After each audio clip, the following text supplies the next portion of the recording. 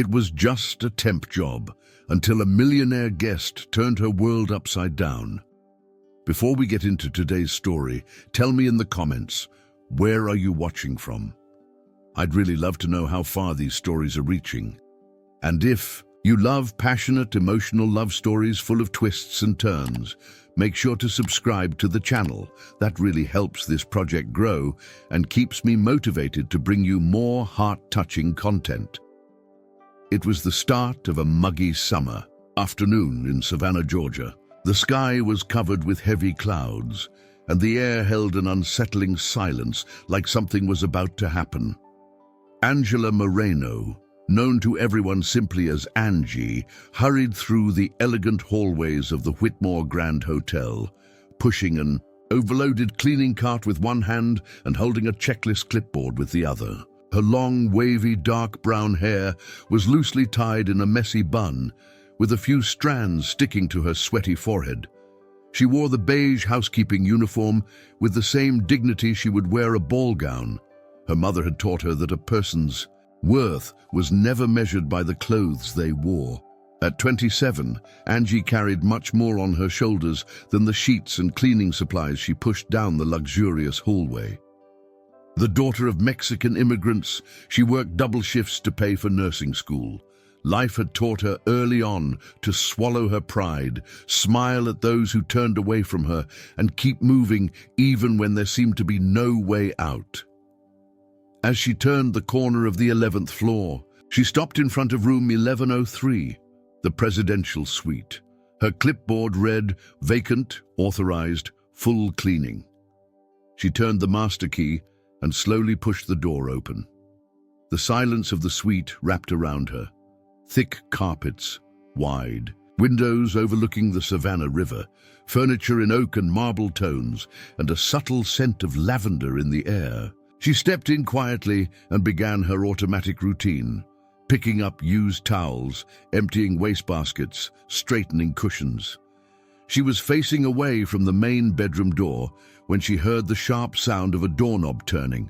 She turned, confused. Her heart jumped. A man entered, tall with a striking presence.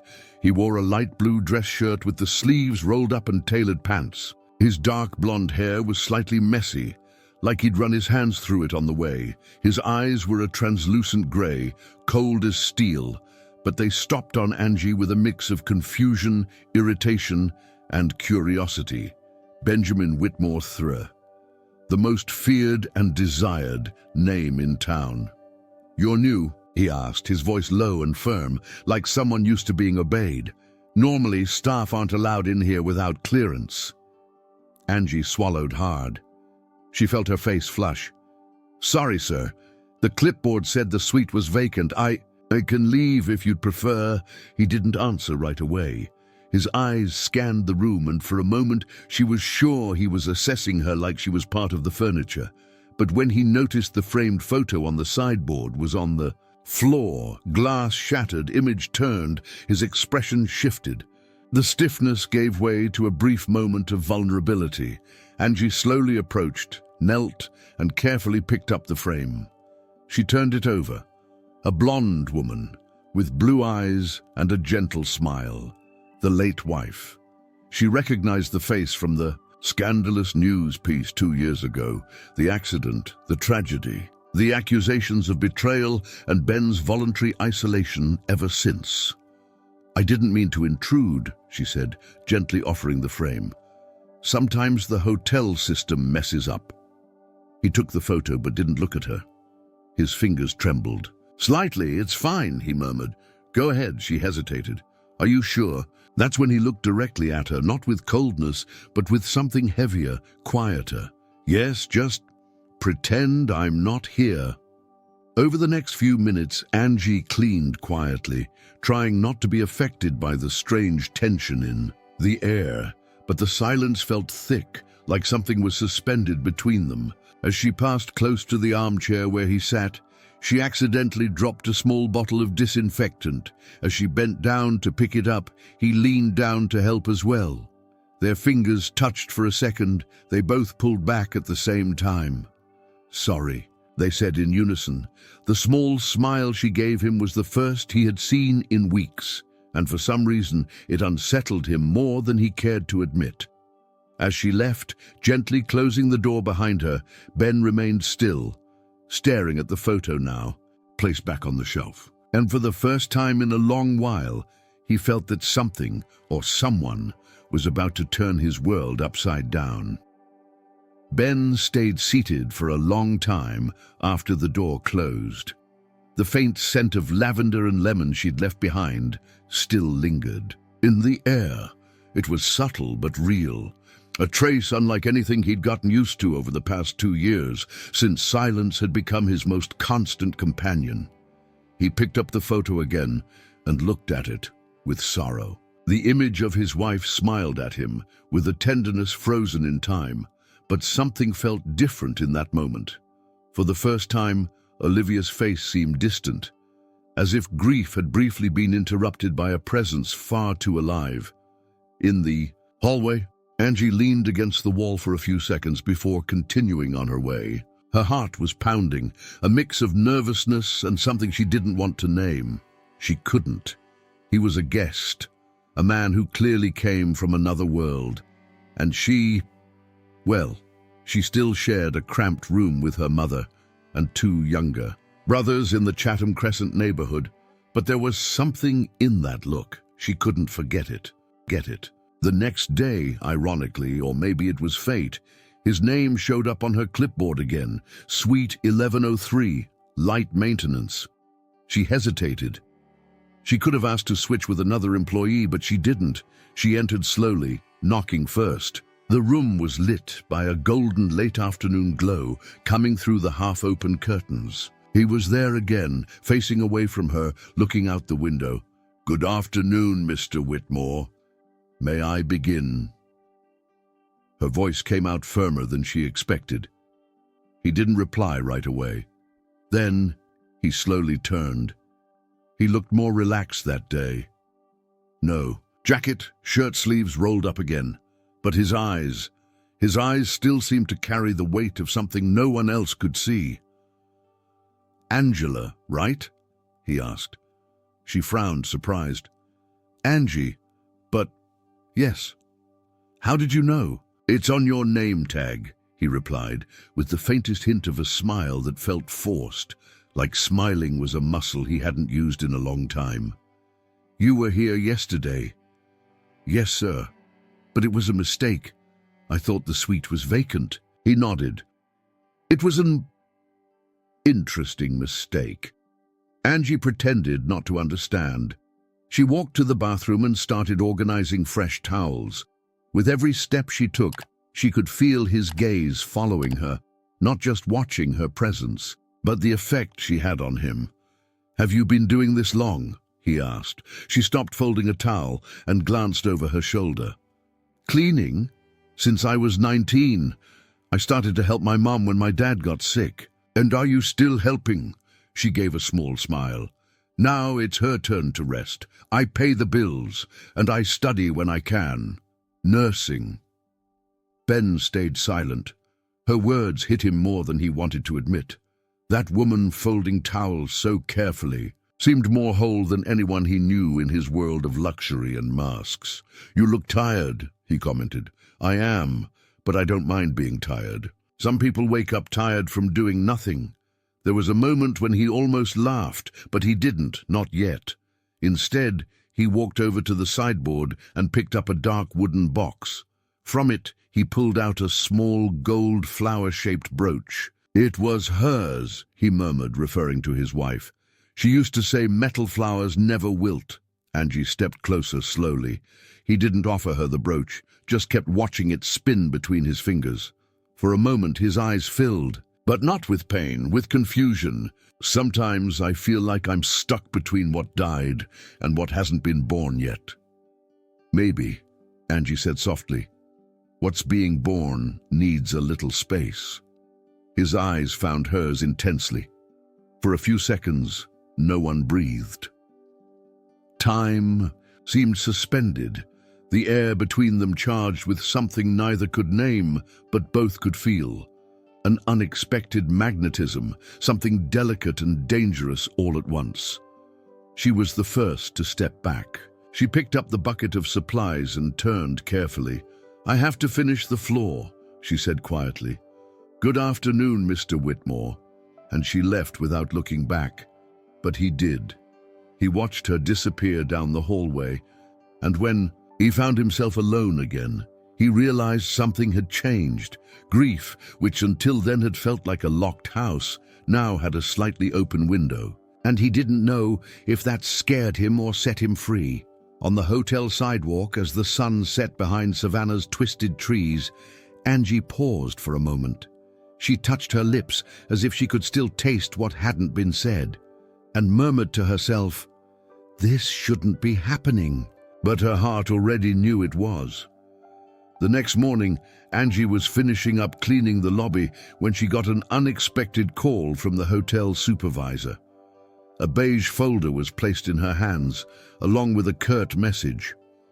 "Mr. Whitmore made a direct request. He wants you to act as his temporary assistant while he's staying here. You start today." She froze. She looked at the folder as if it weighed 100 pounds. It wasn't common for a high-profile guest to request a housekeeping staff member to work so closely, especially someone like Benjamin Whitmore III. It smelled like trouble, but it also smelled like opportunity. In the executive floor's meeting room, he was already waiting. He stood beside the glass wall that revealed a sweeping view of the Savannah River. He wore a charcoal gray suit, perfectly fitted to his athletic build. But there was something in his expression that looked tired, distant. When he saw her walk in, he didn't smile. He simply gestured toward the chair with a slight motion of his hand. "I want you to accompany me for the next few days," he said, his voice low but firm. "Meetings, business lunches, schedule reviews. I need someone who can filter the chaos, and you seem to have that gift." Angie crossed her arms, suspicious.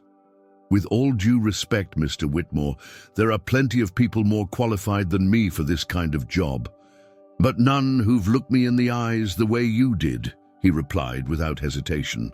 "Most people around here either flatter me or fear me. You do neither, and I need someone like that." She pressed her lips together, thinking.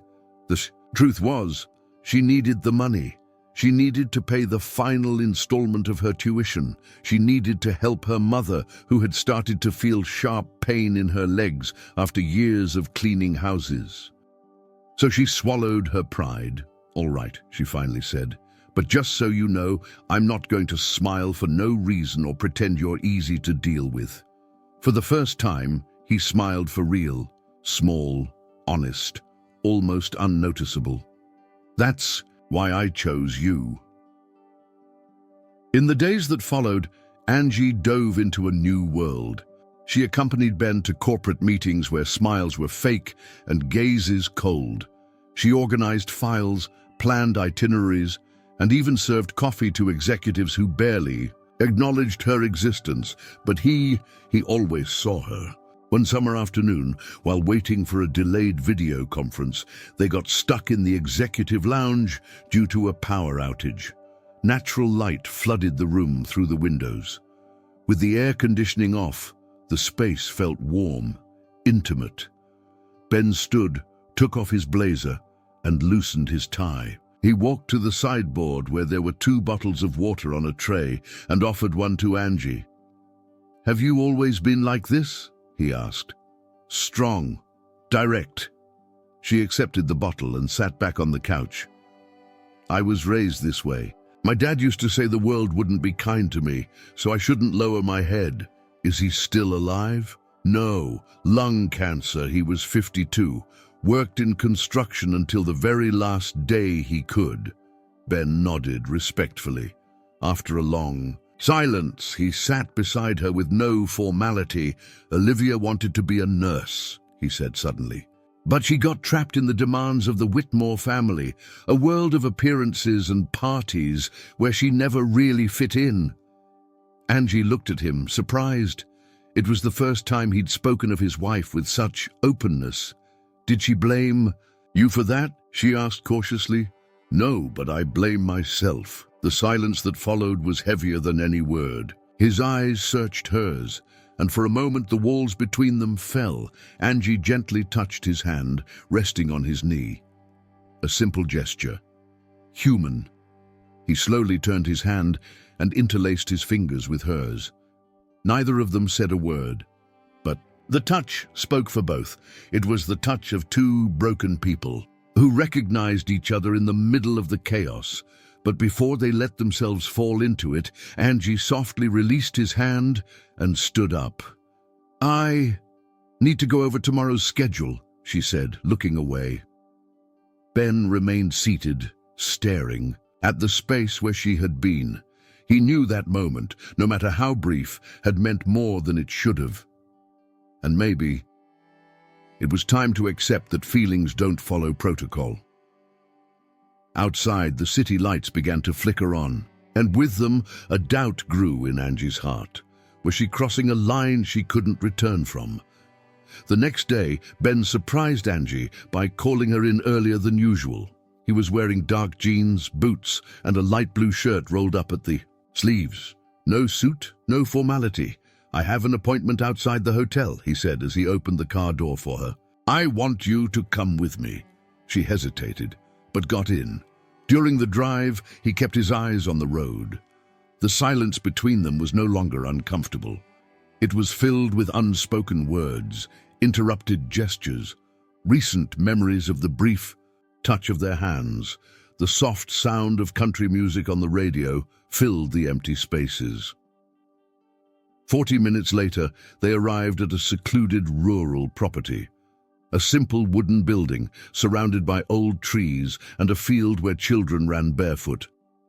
The sign at the entrance read, Seasons Home, Shelter for Children in Care. My mother used to bring donations here, he explained, his voice now softer. After she died, I kept it going. But I never came in. Today, I decided to change. That. Angie felt an unexpected ache in her chest. He was trying, in his own way, to open cracks in his own wall. As soon as they got out of the car, one of the children, a little black girl with colorful braids and a wide smile, ran toward them. Are you Mr. Whitmore? Ben crouched down slowly, almost unsure. I am. And what's your name? Jasmine, she said. Want to play bubbles? He looked at Angie as if silently asking for help. Go, she said with a smile. I think you'll like it more than you expect. Within minutes, Ben was surrounded by kids. One boy climbed onto his shoulders. Another pulled his hand to show him a drawing. Angie watched from a distance, sitting on the steps of the porch. For the first time, she saw Ben smiling with his whole face, without reserve, without the weight of his last name. It was a light, lively, almost innocent smile. She clenched her fingers in her lap. That man, who had seemed unreachable not long ago, was now someone she could love. Thinking that scared her. Later, on the way back, the sky darkened quickly. The storm came without warning, thick raindrops hammering the windshield. This road floods easily, Angie said, looking out the window. Are you sure this is the best way? Trust me, he replied with a half smile. But before he could finish the sentence, the car jerked sharply. It stopped. You were saying she teased, trying to hide her nerves. Ben got out, opened the hood. Electrical system, it's fried. The rain got heavier.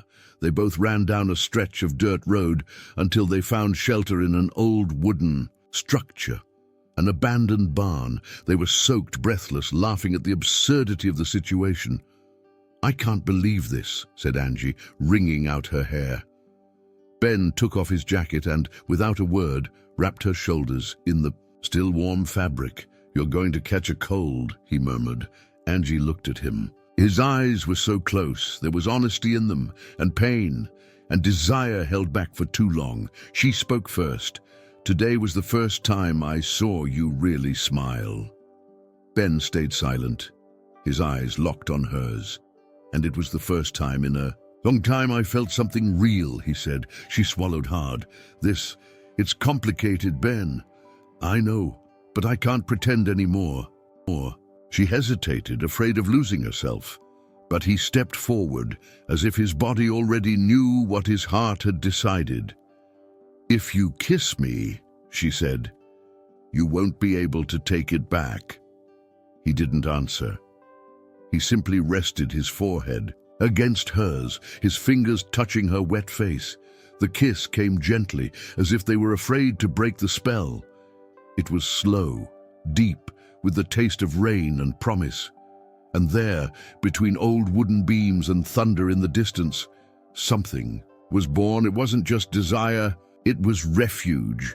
When the kiss ended, Angie rested her head on his chest, feeling his heart race, but deep down she knew that love would come at a price, and the storm outside might only be a sign of what was still to come. After that night in the barn, something quiet but powerful began to grow between them. There were no declarations, no promises or questions, just small gestures, too intimate to be casual. Ben started doing something no one would have imagined, cooking. He wasn't a chef, not even close. But one night, when Angie arrived to go over documents with him, she found the penthouse filled with the smell of garlic browning in butter and the soft sound of Sam Cooke playing in the background. "You're cooking?" she asked, surprised, as she saw him in the makeshift kitchen, wearing an apron and rolled-up sleeves. He turned with a shy, almost embarrassed smile. "I tried following a video on YouTube. The name of the dish is chicken a la someone more talented." Angie laughed, and that sound filled the space like sunlight through a forgotten window. "Are you trying to impress me?" Ben turned around, lowering the flame.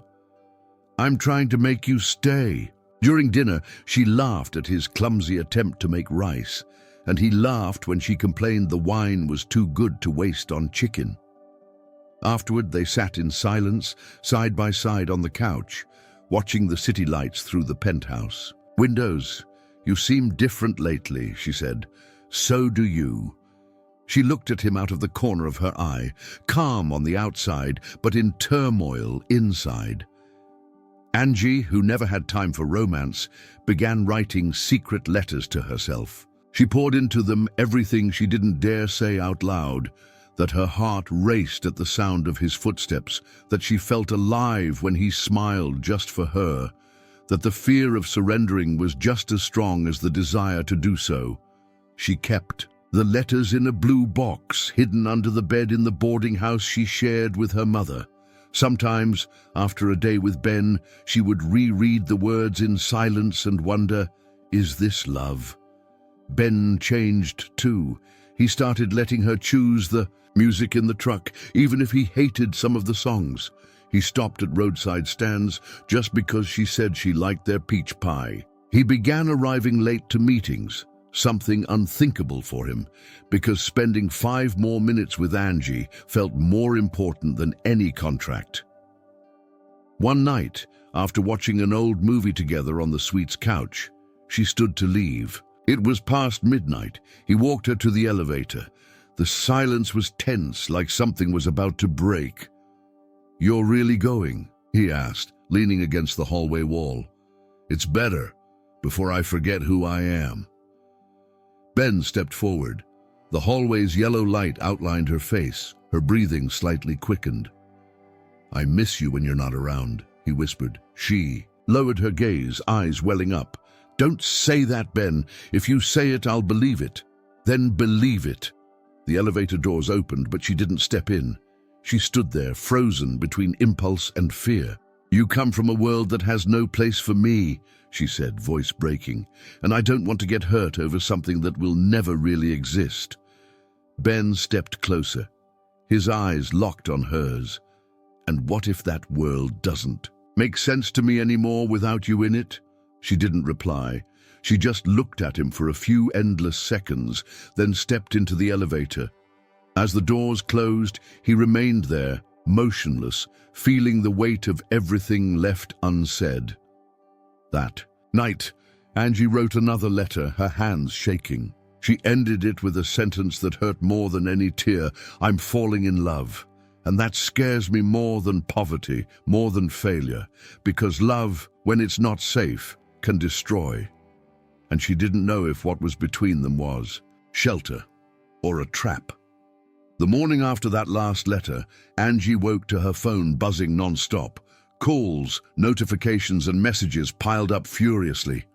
When she opened one, her heart jumped. There she was, in a photo clearly taken from a distance, sitting with Ben in the back of his truck, barefoot, hair blowing in the wind, and his gaze locked on her with a smile never seen in any business meeting. Another image showed them in the barn during the storm.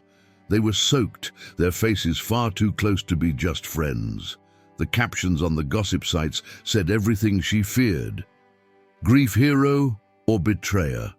Benjamin Whitmore caught in intimate moment with Latina employee months after his wife's tragic death. Into the new Cinderella or just another well-trained opportunist?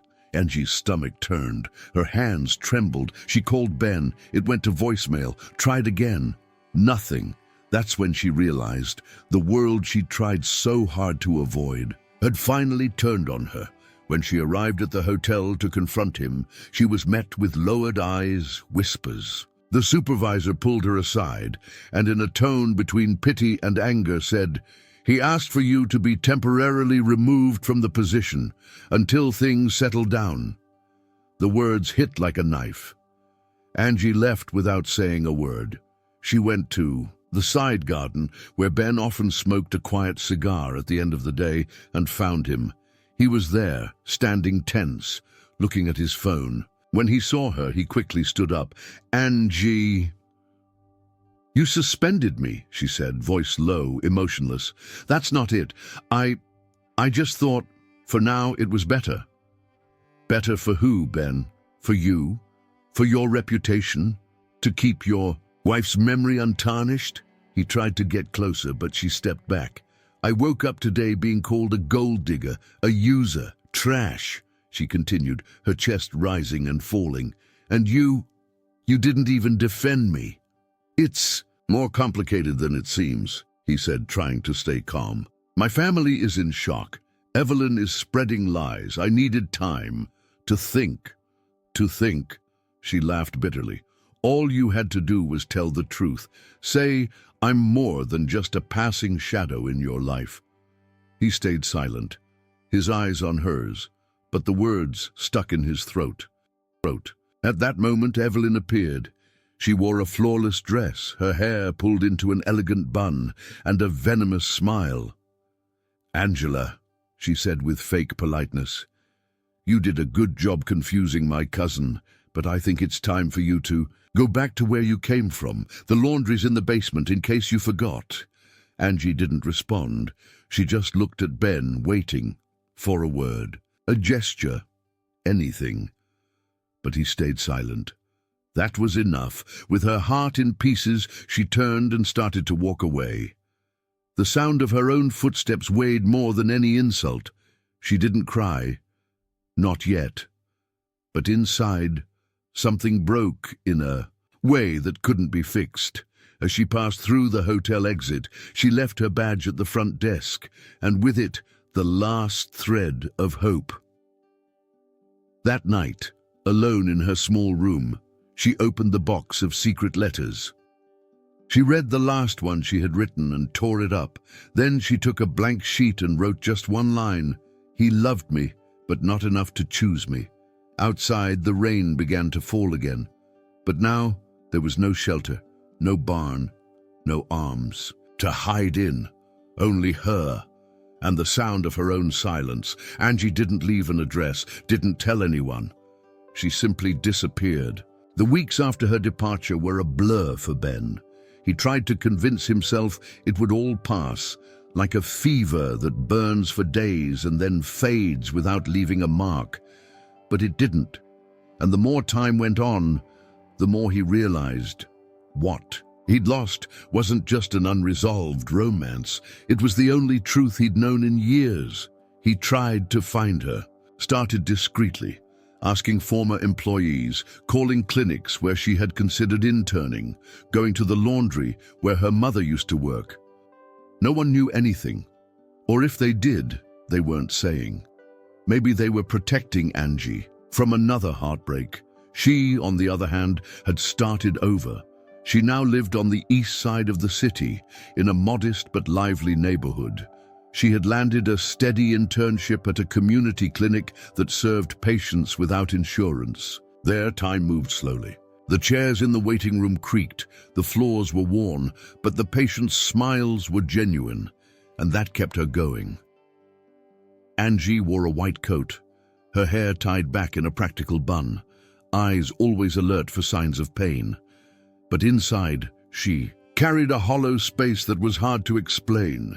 Every child that curled up in her lap, every elderly person who called her Angel, reminded her of what she had lost. Because despite everything, she had been happy, truly happy, even if just for a moment. During a break in the late afternoon, she sat on the back steps of the clinic. The sky was turning shades of orange, and the smell of fresh bread from nearby houses filled the air. She opened her bag and pulled out a letter, the only one she hadn't torn. She read it slowly, like someone rereading a past that still bled. "I'm falling in love, and that scares me more than anything." She closed her eyes for a moment, as if trying to erase the memory of that touch in the barn, of his eyes begging her to stay. But the heart doesn't follow commands, it just feels, and it still missed him. Meanwhile, Ben was moving further away from the world he'd been raised in. He cancelled events, declined invitations, started living in a smaller apartment, away from downtown where no one recognized him. He returned the luxury car and began driving an old pickup truck he'd inherited from his grandfather. It was as if everything that once defined him no longer mattered. Not knowing where to begin again, he sought help. He started therapy with a psychologist who wasn't impressed by last names or wealth. For the first time, Ben talked about the pain he had carried since Olivia's death, about the weight of guilt and the shame of abandoning someone who had loved him. Crying wasn't easy, but he cried, and he began to change. He started cooking for real, not to impress, but because he wanted to learn something simple, something real. He bought vegetables at local markets, learned how to cook rice without burning it, and once a week brought food to homeless shelters, quietly, without fanfare. At night, he mentally replayed every detail of Angie. Her laugh, the way she furrowed her brow when she was focused, how she slid her hands into the pockets of her coat like she was hiding secrets. One afternoon, while organizing old boxes, he found a notebook she had forgotten in his suite. It was hidden behind some books, almost untouched. When he opened it, he recognized the handwriting. They were letters, many of them, some torn, some unfinished. "You make me want to be someone better, not out of duty, out of love." His hands trembled. "For love," he whispered. In that moment, he understood he couldn't keep waiting for time to heal what he had broken. It was time to search, not just for a woman, but for redemption, for forgiveness, for courage. But was it too late? Thursday started like any other day at the community clinic. The early spring heat made the air thick, and Angie, with her coat already clinging to her back, could barely breathe between one appointment and the next. She was organizing patient charts when the receptionist called out urgently, "Angela, we've got a patient with an arm injury. Motorcycle accident. He's conscious but bleeding. Room 2. She grabbed gloves, gauze, alcohol, and walked in, with steady steps.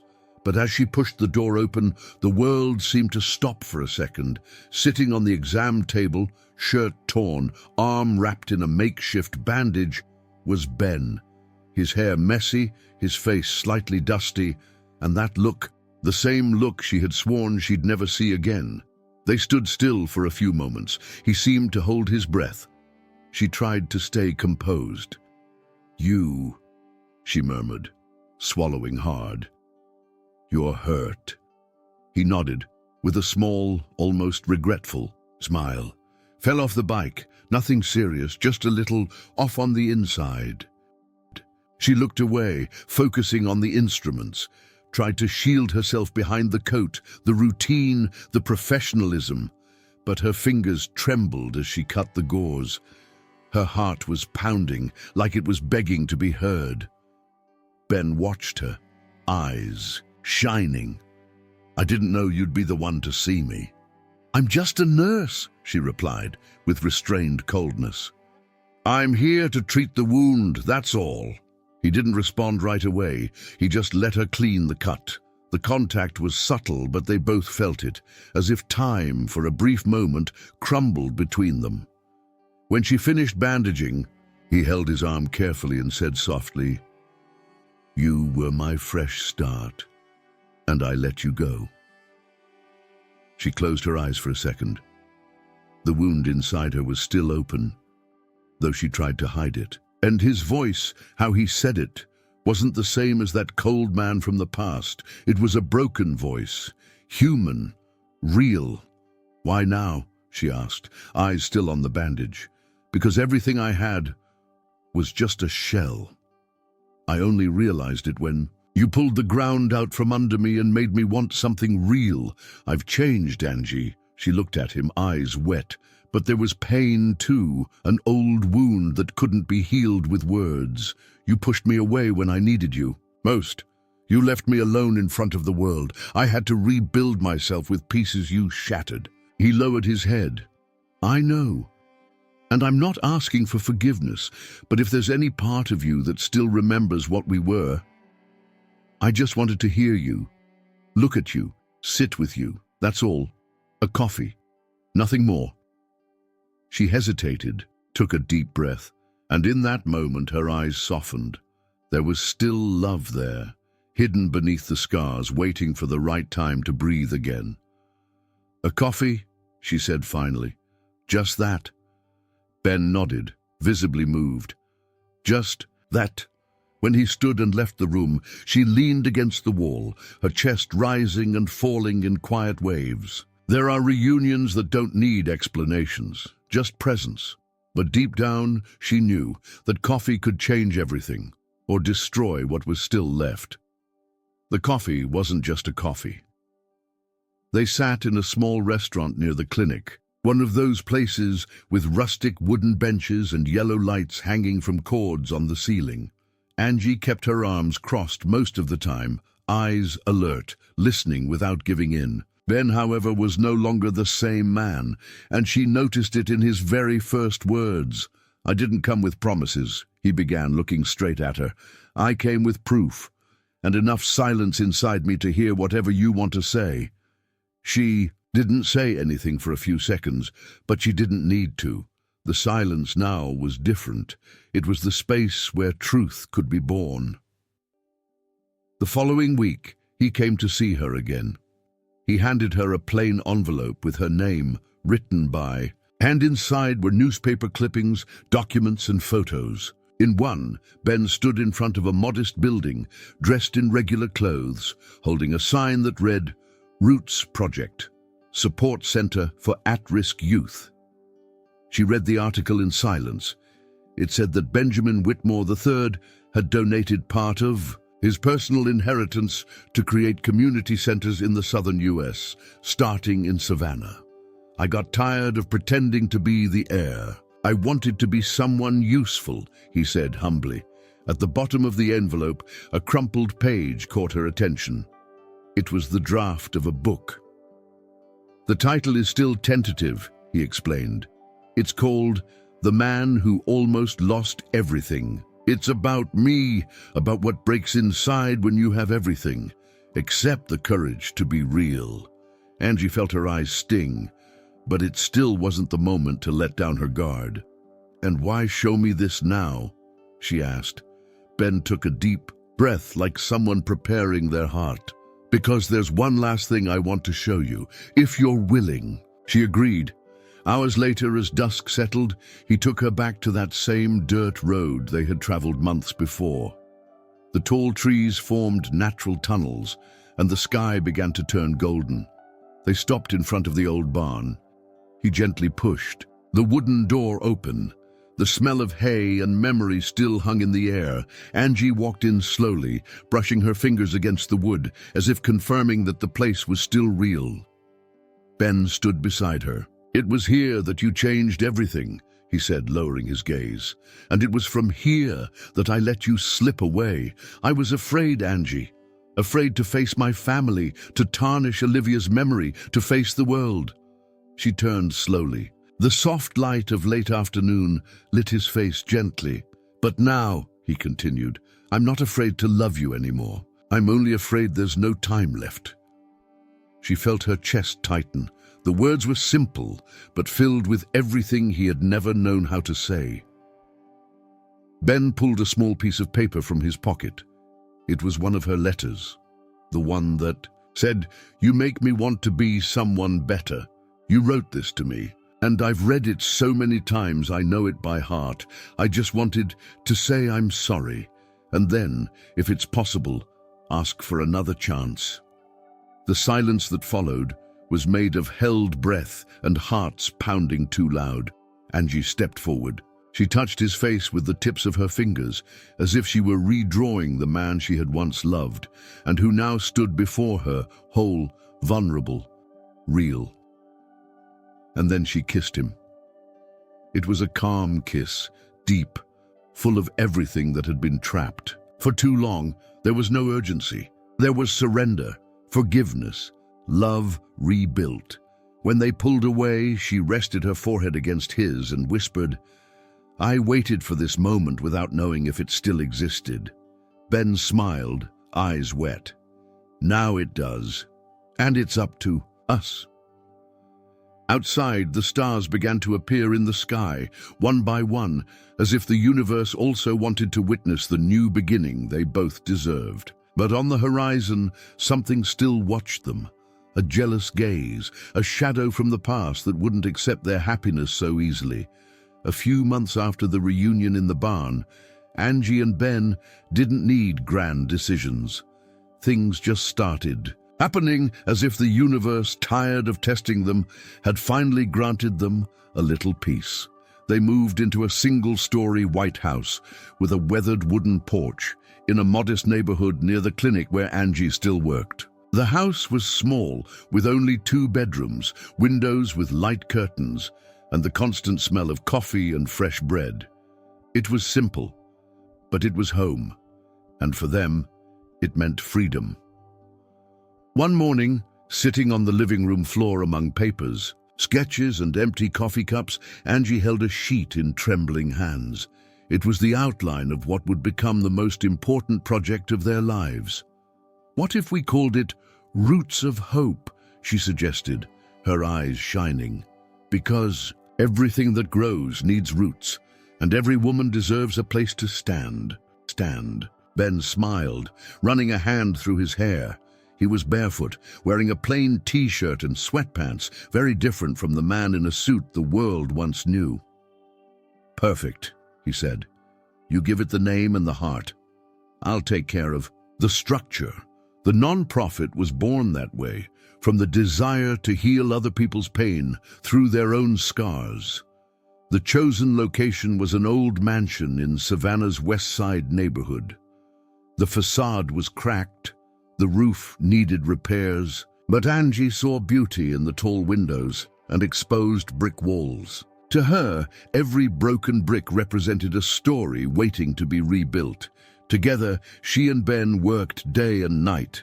He negotiated with suppliers, managed spreadsheets, learned how to deal with red tape. She wrote letters to potential supporters, launched campaigns on social media, visited women in temporary shelters, and listened to stories of violence and abandonment with a steady gaze and a full heart.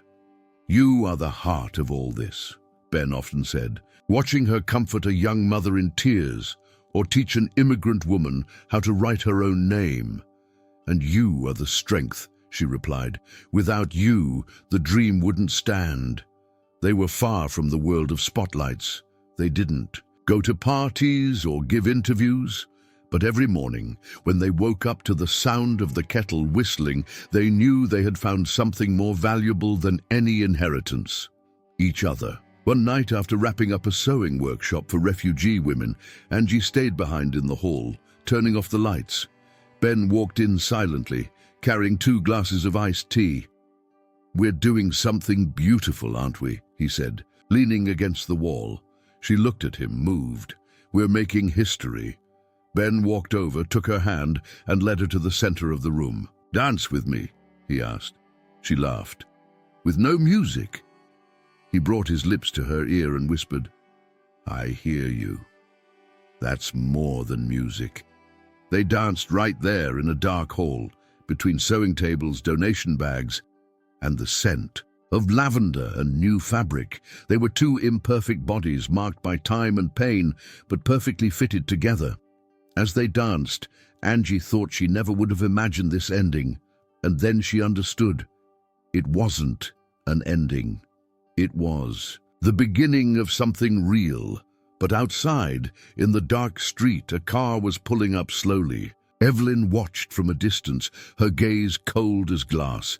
In her hand, she held an envelope, and inside it, a secret capable of tearing everything down. The non-profits hall was full that golden autumn afternoon. The soft lights hanging from the ceiling swayed gently in the breeze coming through the open windows, carrying the scent of wildflowers mixed with fresh paint. It was the first big public event of Roots of Hope. Volunteers arranged homemade dishes on a long table, children ran between guests, and at the back of the room, a hand-painted banner read, "Building the future with our own hands." Angie wore a simple light blue dress that left her shoulders bare. Her hair was styled in a low, delicate bun, with a few loose strands framing her face. Ben watched her from a distance, pride quietly glowing in his eyes. He wore a white shirt with rolled-up sleeves and khaki pants. Nothing flashy. He now understood the value of simplicity. The afternoon went on, and everyone awaited the most anticipated moment of the event, Angie's speech. She stepped slowly onto the small makeshift platform, holding a folded piece of paper in her hands. But as she looked at the faces in front of her, women who had survived violence, youth who once lived on the streets, mothers starting over with children in their arms, she swallowed hard and slipped the paper into her pocket. "When I was a little girl," she began, voice thick with emotion, "I thought love was what we saw in movies. Big promises, grand gestures, but life taught me that true love doesn't shout, it stays." She paused, looked at Ben, who now had tears in his eyes. "True love doesn't save you from pain, but it walks with you through it, and it rebuilds you, with patience, with truth, with respect. I found it not in luxury, not in titles, but in the eyes of someone who chose to stay, even when it would have been easier to leave."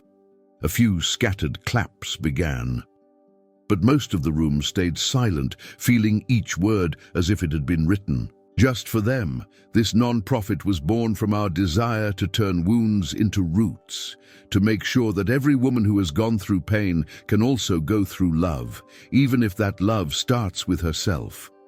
As she stepped down from the platform, Ben came to her. He didn't say anything. He simply wrapped her in a long, tight hug, like someone holding onto a piece of life that had almost slipped through their fingers. She lifted her face and kissed him, right there in front of everyone. A kiss with no rush, filled with everything. They had lived, lost, fought for, and won. The sun was beginning to set behind the low neighborhood buildings. The orange light bathed the hall like a golden veil, and in that moment the world finally seemed calm. In the background, Evelyn watched, not with disdain this time, but with a kind of weariness in her eyes. The envelope she had brought was left behind in the car. For the first time, she didn't have the strength to destroy something that was bigger than her bitterness. She simply turned and walked away.